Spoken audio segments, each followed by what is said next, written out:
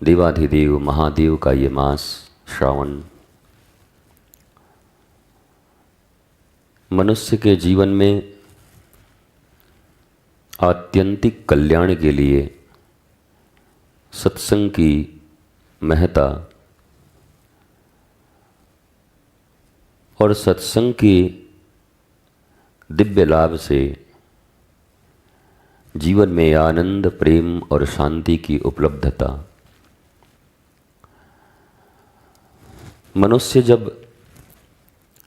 किसी भी वस्तु, व्यक्ति की महिमा को जानता है तब वो उसके प्रति आकर्षित होता है और उसे प्राप्त करने के लिए उसके हृदय में अनंत लौल्यता का प्रादुर्भाव होता है। चूँकि हम सत्संग के महिमा को सिर्फ थोड़ी बहुत मौखिक जानते हैं, वो भी संपूर्ण महिमा हम जानते नहीं हैं, परंतु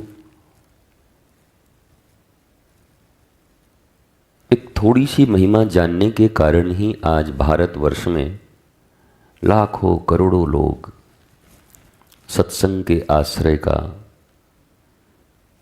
आनंद लेते रहते हैं। जरा सोचिए, अगर हम इसके पूर्ण महिमा को समझ जाएं और जीवन के अंतिम दिन हमको ये पता चले जब हमें इस संसार से विदा होना हो कि सत्संग की महिमा इतनी है कि हम अपने संपूर्ण जीवन में आनंदित रह सकते थे, मुस्कुरा सकते थे, चाहे समस्याएं कितनी भी बड़ी हों, पर सत्संग उसका समाधान देने में समर्थ है। इस बात की पुष्टि अगर पहले हो गई होती तो मनुष्य समस्त जीवन दुविधाओं में झूलता नहीं। शोक, रोग, दुख, अवसाद, इन सब गहरे कुएं में गिरा नहीं रहता, बल्कि वह मुस्कुराता, खिलखिलाता, नृत्य करता, जैसे इस जीवन में आया था वैसे ही मुस्कुराता हुआ जीते हुए प्रभु के पास प्रस्थान कर जाता। पर हमने महिमा नहीं जानी। हम जितने लोग बैठते हैं, सुनते हैं, क्या हम सत्संग की महिमा जानते हैं? नहीं जानते। ये तो चलते चलाते हमने कहीं सुना है। पूर्वजों से एक बात बस हृदय में बैठी है कि धर्म करना चाहिए, भगवान को मानना चाहिए, सत्संग से भगवान खुश होते हैं, चलो कुछ न कुछ सीखने को तो मिल ही जाएगा। देखो, इतनी उपेक्षात्मक तरीके से जो सत्संग को लेता है, चलो कुछ न कुछ तो मिल ही जाएगा। मानो मुफ्त का कहीं हलवा चना बंट रहा हो, चलो कुछ नहीं तो एक दोना हलवा चना तो प्राप्त हो ही जाएगा। इस भाव से हम जाते हैं। अगर भाव जितने हल्के होंगे, प्राप्ति उतनी ही हल्की होगी। क्योंकि और कुछ सुनो न सुनो, समझो न समझो, इतनी बात तो तय है कि भगवान श्री कृष्ण जो इस संसार के जन्मदाता हैं, पालन करता है और संहार करता है, सब हैं वही। सच्चिदानंद रूपाय विश्वोत्पत्त्यादि हेतवे तापत्रय विनाशाय श्री कृष्णाय वयं नमः। हाँ, ये शंका हमें न हो कि अच्छा कृष्ण भगवान तो केवल पालने वाले हैं ना। श्रीमद् भागवत जी के महिमा के प्रथम श्लोक में ही इस बात का आधार हमें दे दिया गया है कि विश्वोत्पत्त्यादि हेतवे, विश्व के उत्पत्ति, पालन और संहार के कारण तीनों श्री कृष्णाय वयम नमः, ऐसे श्री कृष्ण के चरण में हम नमन करते हैं, प्रणाम करते हैं, वंदन करते हैं। तो यह जब हमें ज्ञात हो जाए कि जन्म देने वाला वही है, पालन करने वाला वही है और संहार करने वाला भी वही है। इस दुनिया में किसी भी मनुष्य के साथ हमारा आपका संबंध किस बात पर आधारित होता है? उस मनुष्य की महिमा पर। मौसी तो 5 होती है, बुआ तो 4 होती है, पर उसमें कोई बुआ कोई मौसी जहां घन घन थोड़ा ज़्यादा हो, टनाटन देती हो, तो वहाँ महिमा कुछ ज़्यादा। वो बीच वाली बुआ बहुत मानती है हमको, और तुम भी उतना ही मानते हो। बुआ तो सभी हैं, 4-5 हैं, पर कोई एक बुआ पसंद आती है, वो भी ठीक ठाक रही तब। नहीं तो 3 बुआ हैं, तीनों को हम बोलते हैं तीनों कुल नासिनी हैं, हमारा घर नाश करने पे पड़ी है। मौसी में छोटी वाली थोड़ा ठीक है। और अब हम क्या कहें, इससे बढ़िया तो जो हमारी मतलब चचेरी के ममेरी के फुफेरी बुआ है ना, वो हमको बहुत मानती हैं जी। लेन देन ठीक ठाक है जी, आना जाना सब ठीक है। हमारी महिमा का आधार क्या है? हमने जो आधार बनाया है, पैसा या वैल्यू। अगर कोई अहंकारी आदमी है तो उसको बस केवल वाह वाह वाह वाह क्या बात है, माने डोनाल्ड ट्रंप के बाद मैं आप ही को देखता हूँ, बस उसको ऐसे फूल के कुप्पा हो करके। अहंकारियों को फुलाने में कोई ज़्यादा समय थोड़ी लगता है। तो आपके मन में 6 प्रकार की वृत्तियां देकर परमात्मा ने भेजा है। पहला काम है, कामना। दूसरा क्रोध। तीसरा मद, अहंकार। चौथा लोभ, मोह 5वां, और ईर्ष्या 6ठा। 6 चीजें ईश्वर ने आपको दी हैं, और ये 6 सबको प्रिय है। दुनिया में इन 6 के 6 से ज्यादा अपने हमारे कोई नहीं है वर्तमान में। शरीर और मन इन 6 में आबद्ध है, आसक्त है पूर्ण तरीके से। कोई काम के वशीभूत है, कोई क्रोध के वशीभूत है। क्रोध के वशीभूत कौन है? जिसका काम पूरा नहीं हो रहा है। श्री कृष्ण ने क्लियर कर दिया बाद में कि महाराज जी क्रोध किनको आता है? कहा जिनकी कामनाएं पूर्ण नहीं होती वो क्रोधित हो जाते हैं। और महाराज ये लोभी कौन है? बोला जिनकी कामनाएं पूर्ण हो जाएं उनको और चाहिए। है इस बार लॉटरी का नंबर हमारी बढ़की काकी हमको बताई थी, इस बार फिर बताएंगी, फिर निकल जाएगी। फिर निकल गया, अरे काकी नहीं भगवान हैं, फिर बताएंगी, सारा पैसा लगा दें। काकी ने बताया और सब डूब गया, आदमी आत्महत्या कर लिया, फिर जाके मर गया, खत्म हो। लोभ ऐसा खतरनाक है। तो कामना, क्रोध, मद, अहंकार किसको प्रिय नहीं है? कौन है इस पृथ्वी पर माई का लाल जो छाती पे हाथ रख के कहे कि हमको अहंकार प्रिय नहीं है? कोई घूम की पूरी पृथ्वी घुमाओ और कहे कि हमको अहंकार प्रिय नहीं है। सबको प्रिय है, अपनी प्रतिष्ठा मेरा सम्मान हो, मुझसे अच्छे से बात करें लोग, सबके बीच में, परिवार के बीच में जब कोई देखे तो पहले हमारी पूछ हो। ये किसकी चाहत नहीं है? कौन नहीं चाहता? समाज में सबसे आगे हम रहें। भारत में जितने साधु संत हैं उसमें 1 नंबर में हमारा नाम होना चाहिए। ये किसकी चाहत नहीं बताओ? सब ऐसे, साधु भी ऐसे ही चाहते हैं। अब पूछते भी हैं लोगों से, कहो आजकल हमारा क्या नंबर है फॉलोअर में? चेला बता रहा है, गुरुजी हम तीसरे पर हैं, दूसरे में आने की कोशिश में, लगे रहो, बिना 1 नंबर पर आया हमको चैन नहीं है। वाह गुरुजी, गुरुजी के हाल है। उन्हें भी प्रतियोगिता चाहिए, उन्हें भी अपना अहम इतना प्रिय है।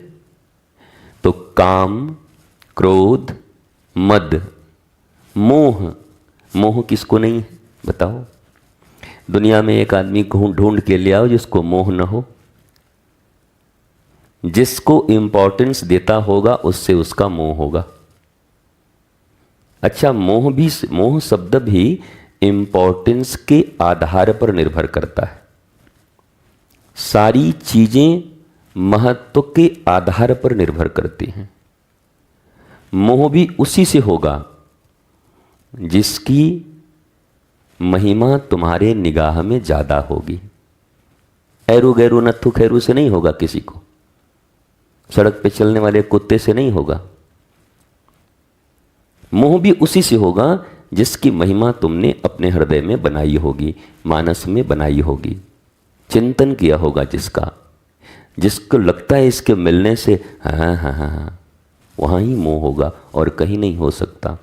तो काम, क्रोध, मद, मोह, लोभ, अब ये वाले में तो हमसे मत ही बुलवाओ।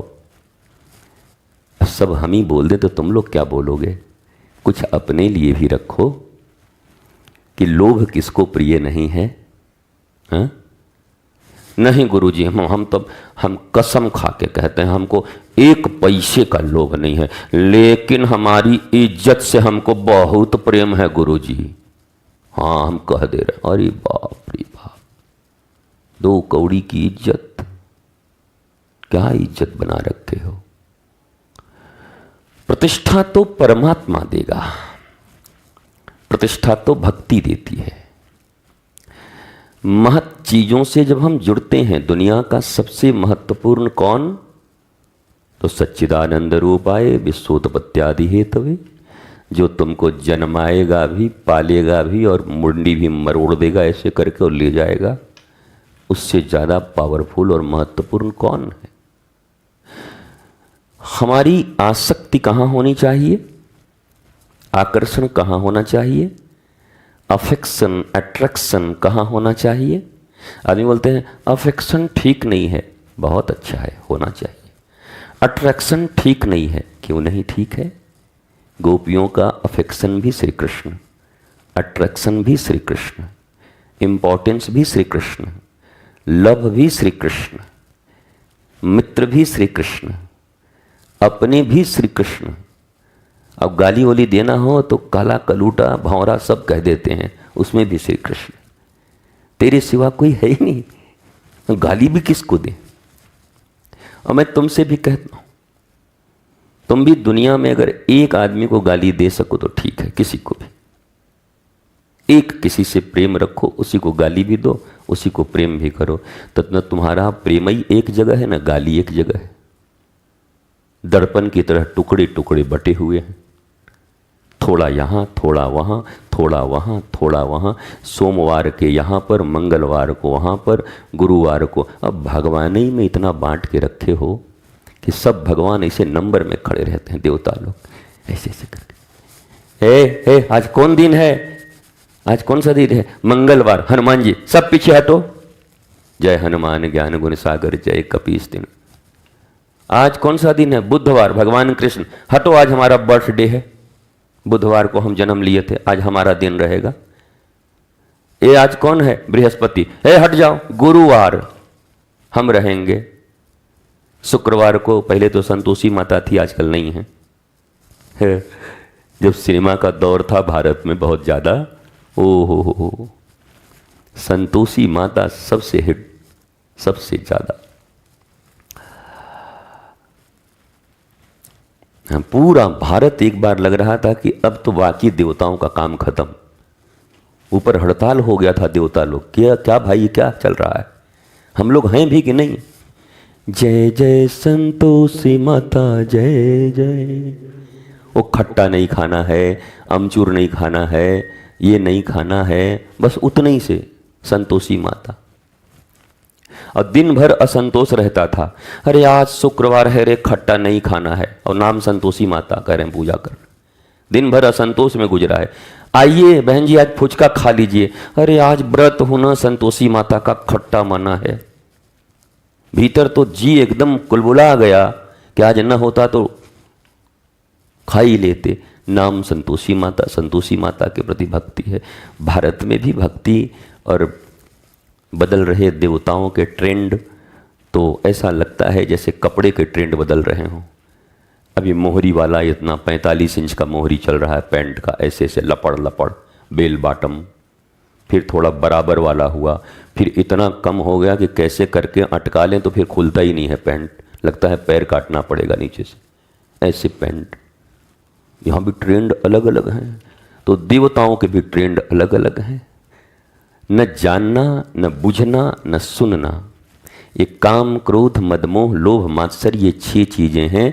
इन 6 में जो पेट्रोल और घी डाल दे आदमी उधर ही भागना शुरू कर देता है। जिसने डाल दिया तुम्हारे लोभ में घी, तुमको नहीं पता है क्या, अरे वहां श्योर शॉट है, हम गए और हमारा काम हुआ, आए हाँ बेकार है, हम 3 साल से इनका पूजा कर रहे हैं, चल तो रे, खत्म भक्ति। इसलिए आजकल भगवान लोग भी बहुत ज़्यादा श्योर शॉट नहीं है, कॉन्फिडेंस में नहीं रहते। वो पता नहीं कहते कि कब छोड़ देगा ये। वो लोग भी अपना सब ठीक ठीक मामला ठीक बना के रखते हैं। और मेरे को लगता है थोड़ा सा और अगर इसको छोटा कर दिया जाए जूम को, इस साइड वाला, तो ज़्यादा बेहतर आएगा। इतना कर दो ऐसे। अभी केवल आँख ही आ रहा है, आदमी ढूंढ रहा है कि इनका होठ कहाँ है, बोल कहाँ से रहे हैं। जूम इतना ज़्यादा हो गया है कि आँख आ रहा है और आदमी घबरा जा रहा है, बोल कहाँ से रहे, आँख तो बोल नहीं रहा है, मुंह कहाँ गया। बेचारा प्रवचन नहीं सुन पाएगा, पूरे प्रवचन में हमारा मुंह ढूंढता रहेगा कि आज बोले तो बोले कहाँ से। तो हम सब देखते रहते हैं सामने, इसीलिए लैपटॉप रखते हैं कि थोड़ा बहुत हमको भी कुछ अच्छा लगे तो बता दिया करेंगे। तो इन पे जो भी लोभ की थोड़ी सी चाट मसाला डाल दे तो आदमी उधर मुड़ जाता है। यही है हमारा भक्ति, यही है हमारा भगवान से संबंध, और इसकी बड़ी महिमा मंडन है।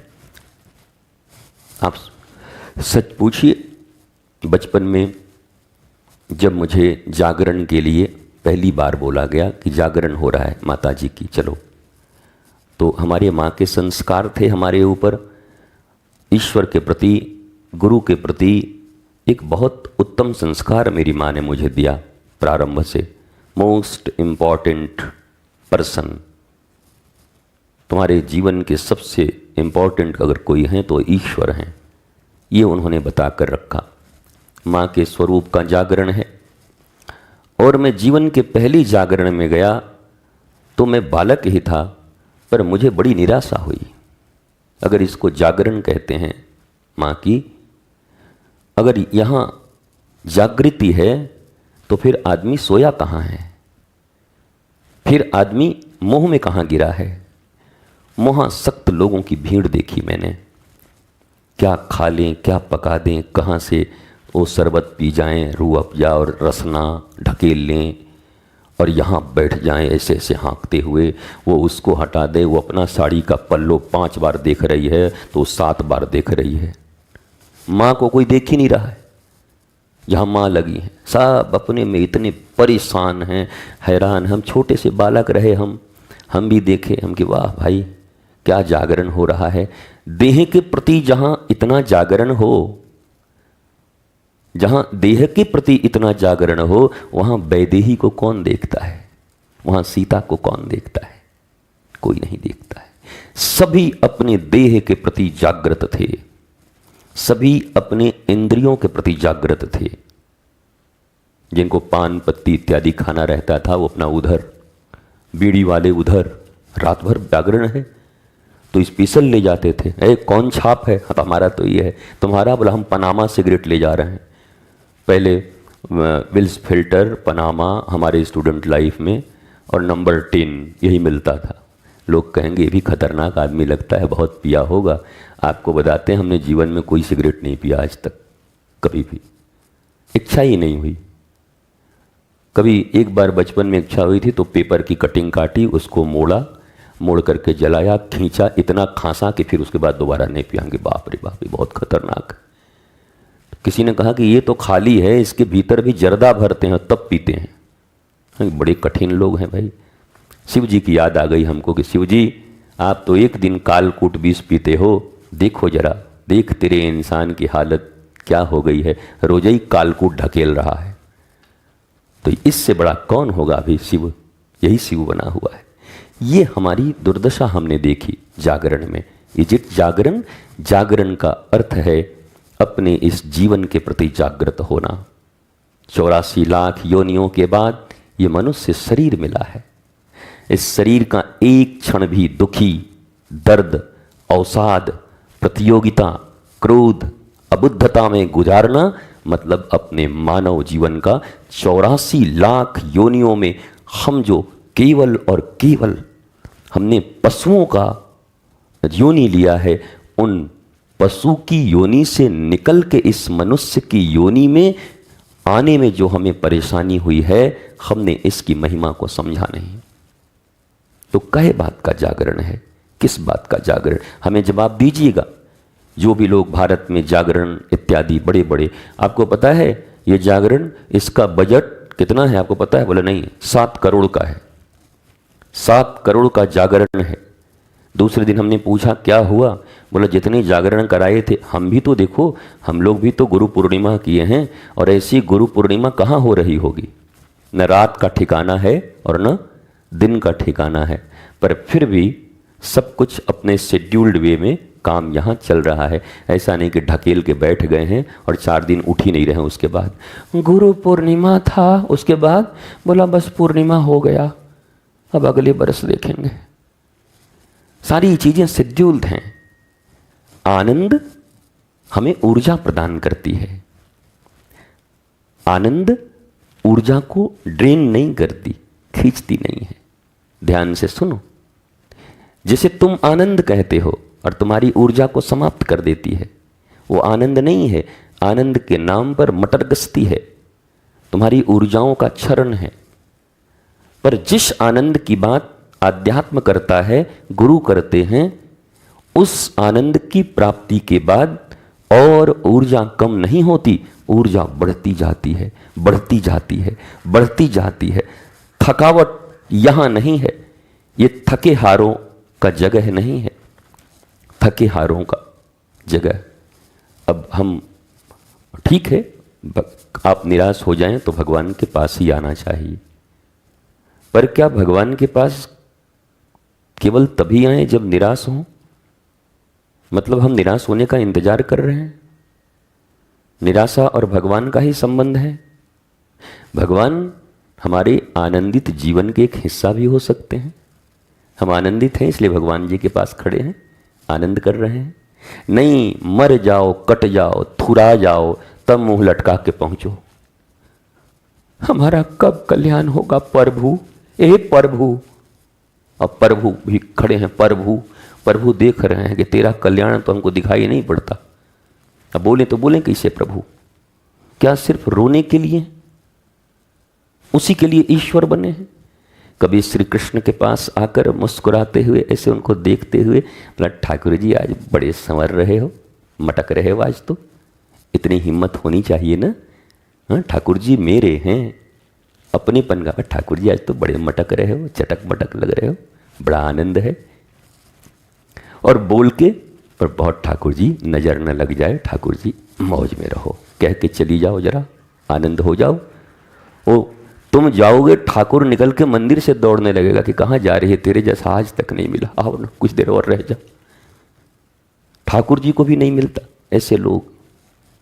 मंगताओं, भिखारियों, भिखमंगों, कनखजूरों की भीड़ लगी है, लगे पड़े हैं दर। तुमको मैं एक बात पूछता हूं, तुम एक अच्छे शक्तिशाली आदमी हो, 24 घंटे अगर तुम्हारे पास रोने वाले, गाने एकदम कोसने वाले, हाय हाय करने वाले, बुलबुलाने वाले, तुम्हारा मन ठीक रहेगा? बोलो। अपना बेटा को तो कोई बर्दाश्त करता नहीं, 24 घंटा ले कूट देते हैं अपने बेटे को, पैं पैं करते रहता है 24 घंटा, कभी ना हंसना ना खेलना, कहाँ का आ गया है ये। अपना बच्चा भी पसंद नहीं आता जो पैं पैं करते रहता है।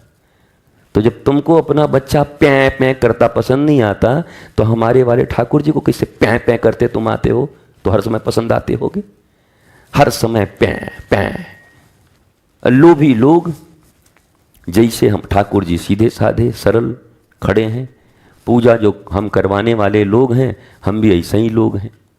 हमको पता है जब तक इसको डराएंगे नहीं, माल देगा नहीं। घटना तो ये चल रही है, खड़ा आदमी ही डरा रहा है, और डरा रहा है आदमी या तो प्रेम में सब कुछ समर्पण करने को राजी होता है, या डर में। मजबूरी पड़ जाए तो आदमी क्या न कर जाए, पड़लन राम को कुर के पाले। मजबूरी हो जाए तो मनुष्य कुछ भी करने को राजी है, डर के मारे मनुष्य कुछ भी करने को राजी है। अरे जब कुछ भी करने को राजी हैं तो हम मजबूरी और डर वाला क्यों करें, हम प्रेम वाला क्यों न करें। हम प्रेम में सब कुछ करने को राजी, न हमारी कोई मजबूरी है, न हमारी कोई मजदूरी है, न हमें कोई डर है। ये भाव क्यों नहीं उत्पन्न होते? क्यों नहीं इस भाव से श्री कृष्ण के समक्ष, अपने गुरु के समक्ष, देवी देवता जिन्हें भी कहते हैं उनके समक्ष क्यों नहीं खड़े होते? क्यों हर देवी देवता से कुछ न कुछ केवल और केवल बहुत सतही अट्रैक्शन या डिमांड होता है? सतही, डेप्थ नहीं है तुम्हारे लव में, डेप्थ नहीं है तुम्हारे डिमांड में। डिमांड भी हो तो डेप्थ हो, गहराई हो, मांग भी हो तो गहराई वाली हो। सतही मांग, छिछले मांग, जो तुम्हें घंटे भर भी सुखी नहीं रख सकते, आधे घंटे सुखी नहीं रख सकते। वो आपने सुना है ना, वो भोलेनाथ और पार्वती जी और एक आदमी खैनी चूना, सुरती और चूना खा रहा था, बेचारे का चुनौटी गिर गया, चूना था ही नहीं। अब उसको तलब लगी, बना रहा है, भाई साहब चूना है क्या? नहीं। चूना है क्या? नहीं। ये दुनिया में आग लग गया, बताइए कहीं चूना ही नहीं है। इसको आग लगी है एकदम से, भागे जा रहा, भागे। दिन भर चूना मांगा, कहीं नहीं मिला। महाराज ऐसे ही गांव के बाहर में जंगल झाड़ में शिव जी का एक टूटा फूटा मंदिर था, वहीं जाके बैठा, और बेचारा दिन भर से इतना थका था कि नींद आ गई। संध्या का समय था, शाम को पार्वती जी और शिव जी निकलते हैं। तो पार्वती जी ने कहा, अजी देख रहे हो, आहा कितना प्रेम करता है, आप ही के ऊपर चढ़ गया है। अब सोया हुआ ऐसा था कि लपट गया था इसे भगवान में, शिव जी में। मतलब देखिए तो चढ़ गया आपके ऊपर। लोग आप पर चढ़ाते हैं, खुद ही चढ़ गया है। ये सामान नहीं चढ़ा रहा, खुद ही चढ़ गया। क्या शिव जी ने? जी शिव जी बोले, बोलिए जी, कल्याण करना पड़ेगा। बोले चलिए कर देंगे जी, आइए। तो वो भगवान आए और उसको ऐसे ऐसे करके जगाए, ए उठो उठो उठो उठो उठो, क्या चाहिए? चूना है क्या? भगवान शंकर ने चूना दिया, थोड़ा सा आगे निकल गए। पार्वती जी की तरफ देखे, अब इसका क्या हम कल्याण करें, बोलिए। जन्म जन्म के हम शिव जी यहाँ खड़े थे, सब कुछ हो सकता था। ये ससुरा दिन भर चूना और रात को सपना भी चूने का देख रहा था। तो जिनकी चाहत ही बड़ी सतही हल्की चीज़ें हों, वो सपने भी हल्के देखते हैं। उनकी भक्ति में डिमांड भी बड़े हल्के होते हैं, जिससे उनके घंटों के भी सुख चैन की व्यवस्था नहीं होती। वो मांगते रहते हैं, मिलता रहता है, घंटे 2 घंटे 10 दिन 10-12 दिन 1 वर्ष का कोई थोड़ा बहुत सुविधा आया, और फिर जहाँ के तहाँ लौट के बुद्धू घर को आए। जीवन के अंतिम क्षण में, मृत्यु के समय में भी, मरते समय में भी जरा सोचो और पूछो और कभी देखो, किसी को मरते हुए देखा होगा अपने घरों में, जो चैन से मरते हैं, एक्सीडेंट इत्यादि में अचानक मर गए उनका पता नहीं, लेकिन जो चैन से मर रहे हैं, मृत्यु जब उनकी हो रही है आयु आने के बाद, उनके चेहरे पर कितना संतोष है, उनकी वाणी से क्या निकलती है अंतिम वाणी, शब्द, जरा ये देखो तो पता चल जाएगा कि आज अंतिम एग्जाम के दिन इस विद्यार्थी ने पूरे जीवन कितनी पढ़ाई की होगी। मौत परीक्षा है जीवन की कि तुमने कैसे जिया है। जीवन जिनके उधेड़ बुन में है उनकी मृत्यु भी बड़ी दर्दनाक होती है, बहुत खतरनाक, रो रो के तड़प तड़प के जाते हैं। पर जिन्होंने पूरा जीवन आध्यात्म को दिया है, गुरु से ग्रंथों की लिखी महिमा को जानकर अपने जीवन में ईश्वर के प्रति, आत्मा के प्रति जिनका भाव जागृत हुआ और जिन्होंने आत्मवान होने का गौरव प्राप्त कर लिया, उनका जीना भी मुस्कुराते हुए, और जब यहाँ से जा रहे होते हैं तब भी मुस्कुराते हुए ठाकुर के धाम में पहुँचते हैं। यही जीवन है, यही परीक्षा है जीवन की। इसके लिए आध्यात्म है।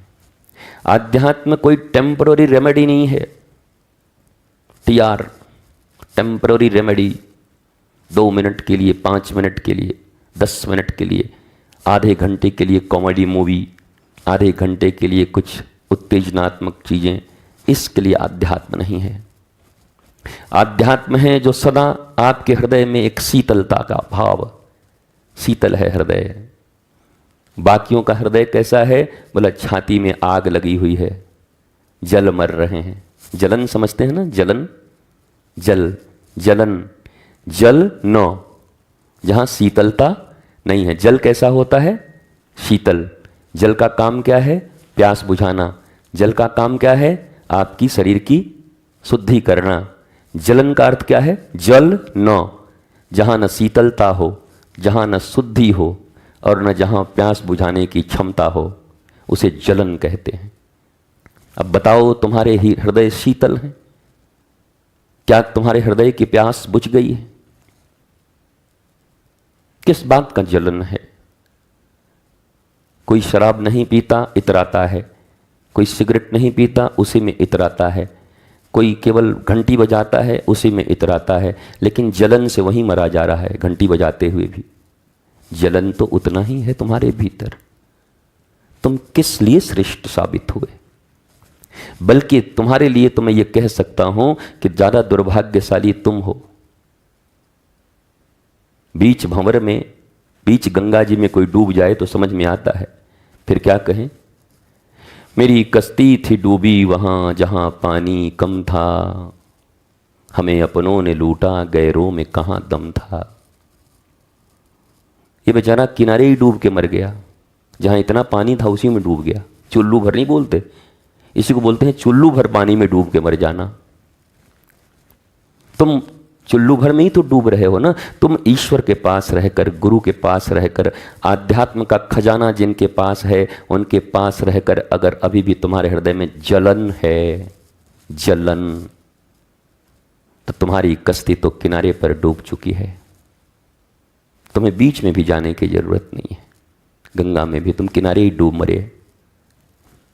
इसलिए जब मेरे गुरुदेव मुझसे कहते थे साधु सावधान, ऐ साधु सावधान, तो बार बार प्रश्न उठता था कि बेईमानों को सावधान नहीं करते हैं, चोरों को सावधान नहीं करते हैं, यहाँ लंपट जो नहीं करते, आश्रम में जो गड़बड़ी कर रहा है उसको सावधान नहीं करते, जो दिन रात गड़बड़ में उसको सावधान नहीं करते, हमको सावधान, साधु सावधान, साधु सावधान, हम ही लगता है चोर हैं। तब उन्होंने प्यार से समझाया, ये जितने गड़बड़ी करने वाले हैं वो सावधान ही तो हैं। इतनी रिस्ट्रिक्शन के बाद भी पैसा चुरा ले रहे हैं, कम सावधान है ये? बहुत सावधान है। बिन सावधानी से दूध चुराती है, ऐसे ऐसे पहुंच के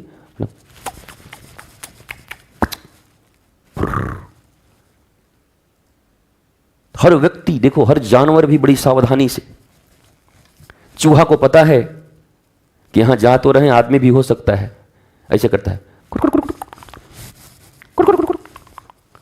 कौआ को देखो, कौआ खाता कम है, देखता ज्यादा है। अरे खा ले चैन से। चैन से कैसे खा लूं, कोई पकड़ लिया तब? कौआ कहता है चैन से खा लूं? हमसे बड़े बड़े कौआ हैं यहां पर, हमको किसी पर विश्वास नहीं। वो भी चैन से नहीं खाता, चंचल रहता हमेशा। तुम भी वैसे ही चैन से नहीं खाता, चंचल रहता हमेशा। तुम भी वैसे ही असावधान हो। मतलब वो तो सावधानी है बेटे, इसीलिए तो इतनी सिक्योरिटी में भी चोरी कर रहे हैं, धर्म के जगह भी अधर्म कर ले रहे हैं। कितने सावधान लोग हैं देखो, जहां धर्म का केंद्र है वहां भी अधर्म कर रहे हैं। यह आदमी कितना सावधान होगा। पर मैं तेरे लिए बड़ा दुखी हूं कि धर्म के स्थान पर धर्म करने के लिए है, फिर भी सावधान नहीं है। इसलिए साधु सावधान, चोर तो पहले से ही सावधान है। साधुओं को सावधान होने की जरूरत है, भक्तों को सावधान होने की जरूरत है। इसलिए आप अगर यहां पूजा करते हैं तो आप में जलन न हो, आप इसकी व्यवस्था करें। आपके हृदय में ये जो 6 वासनाएं हैं, ये 6 की जो वृत्तियां हैं, वो एडजस्ट होते जाएं धीरे धीरे ठाकुर जी के साथ, गुरु जी की वाणी के साथ, चिंतन के साथ, मनन के साथ, निधिध्यासन मतलब आचरण के साथ। और जैसे जैसे ये एडजस्टमेंट होती जाएगी तुम खुद फील करोगे। घाव जब धीरे धीरे ठीक होता है तो कोई बताता है आके कि खुद ही पता चलता। माथे में दर्द था, फटा जा रहा था, अब धीरे धीरे ठीक होता है कि अब आपका दर्द 35% है। वो हम बताते हैं कितना है, कोई बताने वाला नहीं है दर्द को। वैसे तुम्हारे जीवन में कितने दर्द हैं, दुख हैं, ये कोई दुनिया का आदमी नहीं बता सकता, वो तुम बता सकते हो। कि जब मैंने गुरु की वाणी के साथ एडजस्टमेंट शुरू किया, जब मैंने दुनिया में सबसे ज्यादा महिमा और महत्व अपने गुरु की वाणी और सत्संग का देना प्रारंभ किया, जब मैंने अपने जीवन में इस मनुष्य जीवन को सार्थक करने के लिए जो कदम उठाए जाने हैं, उन कदमों की ओर गुरुदेव ने इंगित किया, उस पर मैं सबसे ज्यादा ध्यान दे रहा हूं, तो हमारे जीवन के दुख, दैन्य, दरिद्रता, ये सब धीरे धीरे कम हो रहे हैं। ये स्वयं तुम, ज्वर धीरे धीरे ठीक होगा तब तुम्हें पता चलेगा। वैसे जलन कम होंगे, कामनाएं कम होंगी, वासनाएं कम होंगी, ऐषणाएं कम होंगी, तो तुम स्वयं समझोगे कि अब मेरा जीवन सत्यम शिवम सुंदरम की ओर जा रहा है। कोई बताने वाला नहीं, तुम ही तुम्हारे सबसे बड़े डॉक्टर बन जाओगे। तुमसे बड़ा डॉक्टर कौन है? इस क्षेत्र के सबसे बड़े डॉक्टर तुम हो। शरीर वाले में भी तुम ही हो। शरीर विज्ञान, जिनको तुम मेडिकल साइंस कहते हो, हमारी प्राचीन मेडिकल साइंस क्या है तुम्हें पता है? सनातन मेडिकल साइंस, सबसे बड़ा डॉक्टर मनुष्य स्वयं है। सबसे बड़ा मनुष्य का शरीर और सेंसेस अगर जगा हुआ है तो उसे हर वक्त बताते रहता है कि इस वक्त तो जो खाने जा रहा है ये ठीक है कि नहीं, उचित है कि नहीं। वो डिनाई करता है, मना करता है कई बार। लेकिन तुम्हारे सेंस समझते हो ना? सेंस का हिंदी क्या होता है? संवेदना, संवेदनशील होना, ऑब्जर्वेंट होना, समझ होना, भाप लेना, उसको सेंस कहते हैं। तो ये चीज कितनी गर्म है, ये सेंस होता है ना। ऐसे ऐसे तावा छुए, अरे बाप रे बहुत गर्म है ये तो, हाँ ठीक नहीं है, ये तो अच्छा नहीं है, कपड़े लाओ। हर चीज के सेंस हैं हमारे पास, पर हमने अपने इन सेंसेस का दुरुपयोग इतना किया है कि अब धीरे धीरे इतने मोटे हो गए हैं। भैंस के आगे बीन बजाए भैंस बैठ पगुड़ाए, पता ही नहीं चलता है। अब तो अंत में जब सब खत्म होने वाला होता है तब पता चलता है। बोला आपका लीवर खत्म, आए बोला खत्म, अंतिम स्टेज में है। हे भगवान, हमको पहले भी पता था, लीवर चिल्ला रहा था, माने कहां, ठूसे गए। लीवर ने कई बार इंडिकेशन दिया, शरीर ने इंडिकेशन दिया, तकलीफ है बेटा, सावधान हो जाओ। पढ़े लिखे लोगों ने बताया, नहीं माने, जय चकाचक fail, kidney fail, heart fail. कहते हो अचानक हो गया, हमको पता। अचानक कुछ नहीं होता। अगर सेंस तुम्हारे ठीक ठीक काम कर रहे हैं, 5th सेंस के आगे होता है 6th सेंस। कहते हैं ना इनका 6th सेंस जगा हुआ है जी। कई लोग झूठे ही अपने बारे में भी, हमको मामूली मत समझिए, 6th सेंस मेरा जगा हुआ है। ठीक से सूंघ भी नहीं पाता, जीभ पे भी स्वाद नहीं आता, जीभ पे इतना मोटा काई लगा है कि पता ही नहीं चलता उसको। वो कह रहा हमारा 6th सेंस जगा हुआ है। पांव पर से भैंस चढ़ के पार हो गया, उसको पता नहीं चलता, बोला हमारा 6th सेंस जगा हुआ है। कोई सेंस नहीं जगे इसके। सेंस का अर्थ है एक छोटी सी प्रकृति में हलचल और उसको पता चल जाता है। भूकंप आने वाला होता है तो पहले तुमको पता चलता है कि पक्षियों को? बताओ। पक्षियों को चलता है, उनके सेंस भांप लेते हैं खट से। बारिश आने वाले होगी, तुमको पता चलेगा कि पक्षी को, तुम तो क्लियर धूप देख रहे हो, पक्षी को पता चल जाएगा मामला अब आ जाएगा थोड़ी देर में। सेंस उतने तेज हैं उनके। तुम ज्यादा सुन सकते हो कि कुत्ता, तुम्हारा प्यारा कुत्ता तुमसे ज्यादा एडजेट पे सुनता है वो। पशुओं के पास ऐसे कई सेंसेस हैं तो तुमसे बहुत ज्यादा हैं, तुम्हारे कमजोर हैं। पर ये 6th सेंस सिर्फ मनुष्य के पास ही हो सकता है और इसे ही जागृत करते हैं गुरु। अभ्यास कराकर इसको जागृत करा देते हैं और ये जिसके जागृत हो गए उसको सब अंदेशा मिलता रहता है। क्या होने वाला है, क्या होगा, अंदेशा उसको मिलते रहता है। वो अपना राह बदलते रहता है, सही मार्ग पर चलते रहता है। इसलिए क्षमा करना, मैं कभी भी केवल धार्मिक वस्त्र पहनना, धार्मिक स्वरूप बना लेना, ऐसे लोगों को धार्मिक नहीं मानता। धर्म भीतर का प्राण है, सेंस है। अगर वो सेंस तुम्हारे पास नहीं है तो तुम धार्मिक नहीं हो सकते और यह सत्संग उसी का स्थान है।